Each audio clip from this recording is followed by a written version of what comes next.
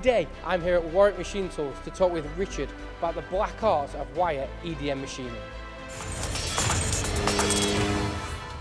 So Richard, we are stood in front of the Excetek V400G. What can you tell me about this machine? Okay, so this is the entry-level machine from Excetek. This machine has an X travel of 400mm, a Y travel of 300mm, and a throat height in the Z of 220. So you can put a very large part in excess of 700mm wide, 500mm deep, and just slightly over 200mm in height to a maximum payload of 500 kilos. So this is a wire EDM? Yes. What is a wire EDM? Okay, so a lot of people ask that question, and what it does, there's an electrical current passed through the wire, and it essentially burns a path followed by from the CNC control through a workpiece to form a shape, a hole, a pocket, or any sort of geometry you require. So what is the advantages of a machine shop having a machine like this? Okay, so a lot of people ask that question, and it's a regular occurrence to ourselves.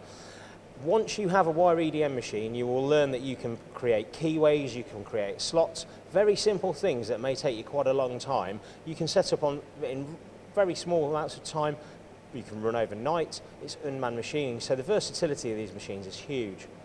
So on a machine like this running through the night, is that because you've got longer run times? Yes, you can have longer run times, and not only that, if you've got multiple parts on there, you can set up several datums, you can datum shift, and you can run several jobs overnight. Simply coming in the morning and just detagging them, that means taking the debris or the slug away, and then you have finished parts ready. And can I only do one part at a time? No, you can gang programs together, you can do subroutines, and you can machine several different apertures, different styles, even totally different heights within this machine. And can I only do one of the same part, or can you stack them? You can stack them. We have customers out there that do laminates. They cut stainless steel parts that are 2mm thick, and they've created fixtures to hold 20 parts in succession. Each individual pass gives them a 20-part payload. And is there much of an increase in run time if I'm stacking parts? There is a break-even point, but something that thin where you will go to round about 20, 30, maybe even 50mm, and there'll be very little time change. And what are some of the advantages of this machine? Okay, so we have a very reliable auto wire threading system. Okay, during the process, this machine will actually feed fully submerged. So if there is some debris within the cutting process that causes a wire break, it will look after itself. E.g., it will where the breakage has occurred, it will try and refeed. If it's not successful, it will go back to the start point, refeed itself, trace back round to where the breakage occurred, and then continue to machine. And I'm guessing that's great when you're running overnight, because yes, sometimes on other machines tools break and that's it, machine stop. But if it's going to feed itself, yeah, you can carry on running through the night. Yeah, of course. And we also have the scenario, sometimes you forget to put a start hole in a certain place.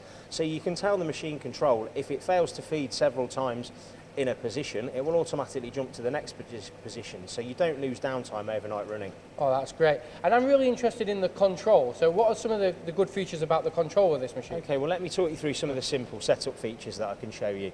Down the right hand side here we have the function keys, and across the bottom of the screen we have the sub-function keys. So setting up straightforward. What's it like to set a datum? Okay, so we go into the manual screen and we have a generic functions edge, centre and slot here. We also have a really nice function on the machine. What we can do, if you put something like a die or something cylindrical on there and you can't actually mount it and find all the way around the outer perimeter of the part, you can select 3 points and it will automatically find the centre, simply setting a datum. So on that, what happens if I put a part on that isn't clocked up? Okay, so again we have a function for that, so you can put it on. Many of our customers run out of travel. They get to the 400mm and they say, oh, I need 402. So what we do, we tell them to put it on slightly skew width. Don't worry about clocking or using a sign bar. We have a function called axis rotation. Simply touch one part, second part. When you enable it, the axis rotates. It will show the X moving, but theoretically the X and Y are moving on the machine. And obviously, after you've probed your job up, what's it like to program the machine? Okay, so moving down the fast path keys, standard ISO coding, we can take Fanuc, we can take Mitsubishi controlled programs. You can program very simply online with standard ISO code. And then when you've actually created your program, we can simply graphic simulate it. My last question is taper cutting. Okay, so we do have a range of taper cutting on the machine. What we have on the auxiliary page here, we have taper information. You have simple functions, you put them in, or you can program it via NC control as well. So the program contains the taper information. So you can do a lot of programming offline? Yes, you can. Most people these days with large profiles and very intricate profiles do program offline. However, we can simply program on board using standard ISO as well. Richard, this seems like such a great machine for the sector. Yes, it is. It's so versatile, very easy to use, and it's great value as well.